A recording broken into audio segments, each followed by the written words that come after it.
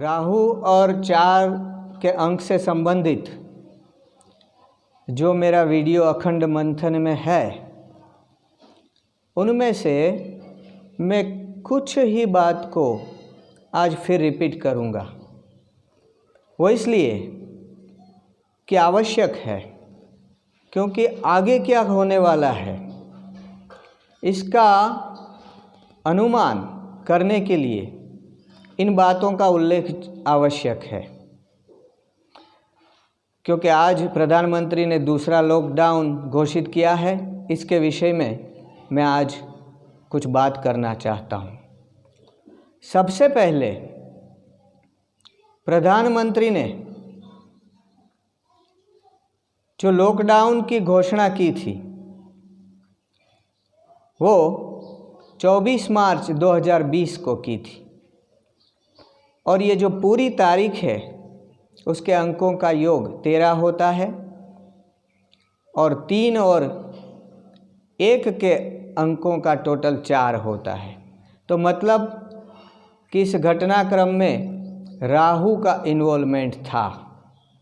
राहु का इन्वॉल्वमेंट गत वर्ष 26 दिसंबर के ग्रहण के पश्चात पूरा का पूरा इस महामारी में देखने को मिला है।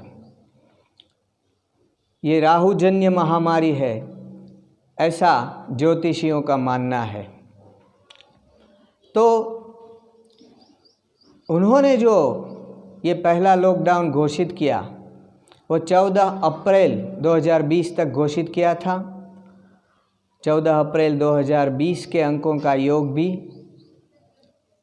13 और 3 और 1 का टोटल होता है 4।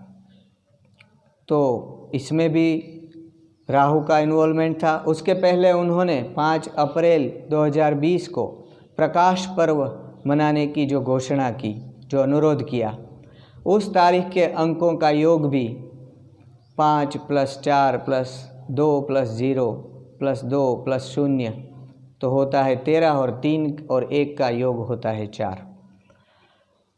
फिर आज मतलब कि 14 अप्रैल को प्रधानमंत्री श्री टीवी में आए, देशवासियों को संबोधित किया और लॉकडाउन नंबर 2 3 मई तक घोषित किया। मतलब कि खुलेगा किस तारीख को? 4 मई 2020 को। तो लॉकडाउन जो खुलने की तारीख है उसके अंकों का टोटल फिर से 4 होता है। 4 और 5 और +2 + 0 + 2 + 0 तो हुआ 13 और 3 और 1 का योग होता है 4। मतलब कि Rahu is still in the game. Rahu अपना काम अब भी कर रहा है, उसने अपना काम पूरा नहीं किया है। इस बात का उल्लेख मैं इसलिए कर रहा हूँ कि ये जो एक के बाद एक लॉकडाउन घोषित हो रहे हैं, तो आगे क्या होगा इसकी जिज्ञासा लोगों के मन में रहती है। तो आगे कौन कौन सी तारीखें महत्वपूर्ण है, किस तारीखों में घोषणाएं हो सकती हैं, ये भी जानना जरूरी है। आगे 22 अप्रैल आएगी। अप्रैल मतलब चौथा महीना। इस चौथे महीने में एनसीआर में कुछ भूकंप भी आए हैं, भूकंप का अनुभव भी हुआ है। ये राहु का इन्वॉल्वमेंट।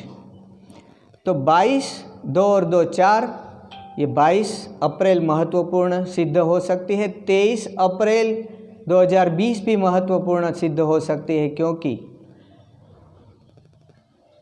2 + 3 + 4 + 2 + 0 + 2 + 0 तो टोटल होगा 13 और 3 और 1 का टोटल होगा 4। और लॉकडाउन जो घोषित किया गया 4 मई तक, उसके पश्चात जो 13 में आएगी वो भी बहुत ही महत्वपूर्ण सिद्ध होगी। ये इसलिए सिद्ध होगी कि 13 तारीख जो है उसके अंकों का योग भी 4 होता है, और पूरी तारीख अगर आप ले लें 13 मई 2020 तो उसके अंकों का योग भी 13 होता है। 3 और 1 का योग 4 होने वाला है। तो 13 मई को कुछ होने वाला है। ये 13 मई महत्वपूर्ण सिद्ध होगी। देखो, हमारी जो ये लड़ाई है वो अभी ख़त्म नहीं हुई इस महामारी के विरोध में। ये आगे कब तक चलेगी ये डॉक्टर्स भी नहीं कह सकते। अभी कुछ दिनों पहले पंजाब के मुख्यमंत्री अमरिंदर सिंह ने एक इंटरव्यू में कहा कि मुझे कुछ मेडिकल के जो निष्णात होते हैं, जो साइंटिस्ट होते हैं,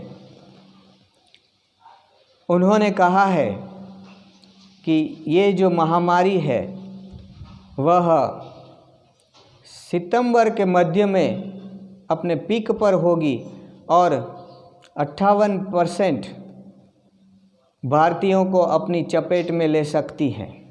आगे भी उन्होंने कुछ कहा।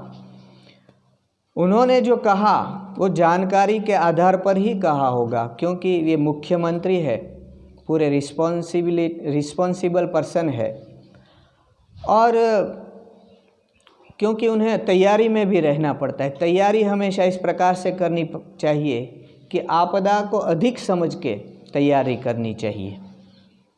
तो उसमें मैं उनकी कोई गलती नहीं मानता, लेकिन कुछ लोगों को ये ठीक नहीं लगा, क्योंकि ये उसमें कुछ निराशाजनक बात उनको प्रतीत हुई। मैं भी मानता हूँ कि निराशा के वातावरण में आशा की बात करनी चाहिए। कुछ लोग ज्योतिष का ये सिद्धांत बताते हैं कि एक ग्रहण की असर दूसरे ग्रहण तक रहती है। कुछ लोगों का, कुछ ज्योतिषियों का ये भी मानना है कि राहु के कारण हुआ है, तो राहु तो 23 सितंबर तक मिथुन राशि में अपनी उच्च राशि में रहने वाला है। परंतु मैं ऐसी बातों में अपनी सहमति प्रकट नहीं करता, क्योंकि ऐसे वातावरण में बात आशा की होनी चाहिए। ये जो जंग हम लड़ रहे हैं उसमें हमें आशा की बात करनी चाहिए। आशा की बात यह है कि 4 तारीख को लॉकडाउन खुलने वाला है। शनि मंगल का जो अंगारक योग है ख़त्म हो जाएगा। तो मुझे आशा है कि 4 तारीख बहुत ही महत्वपूर्ण सिद्ध होगी। आगे भी 13 मई भी बहुत महत्वपूर्ण सिद्ध होगी। तो आगे गल्फ़ के कुछ देशों में, खाड़ी के कुछ देशों में, कुछ अरब देशों में ये महामारी आगे बढ़ने वाली है। तुर्किस्तान में भी ये आगे बढ़ सकती हैं, सऊदी अरेबिया में भी आगे बढ़ सकती हैं। ये मैं मानता हूँ कि वहाँ पर मृत्यु दर बढ़ सकती है।